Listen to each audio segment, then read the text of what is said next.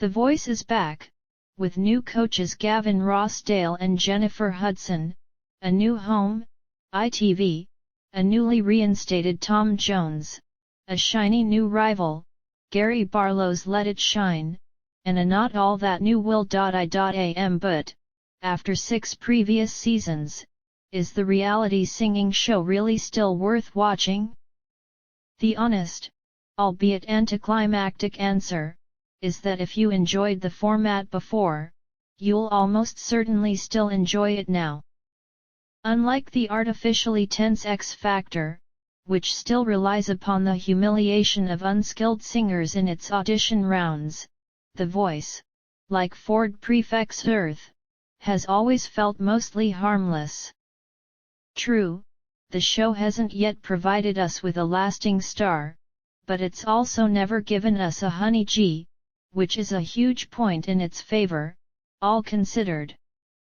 The first episode was awash with TV singing contest staples. There were talented singers toiling away in dull service industry jobs, including lovely call center worker Jason, whose unusually powerful voice belied his unusually normal appearance, and charismatic 18-year-old McDonald's employee Diamond, like Hudson, who inevitably became her mentor. The latter had honed her voice in her local church choir. There was a young woman with the unlikely name of Truly Scrumptious. Her mother, also present, was to blame. Luckily, despite being saddled with this unfortunate moniker, 22-year-old Truly had also been gifted with a genuinely impressive voice. Her striking, controlled, nuanced performance was one of the show's highlights. Last, but not least, there was some mild emotional peril after 2 buddies, Mo and Max, auditioned as separate solo acts. Both were good, but it was Mo who closed the show and managed to persuade all 4 of the coaches to turn round, who was hailed as the real discovery. Will the pair's friendly rivalry turn to bitter enmity as the show progresses? Probably not, but at least we can relish the dramatic possibilities.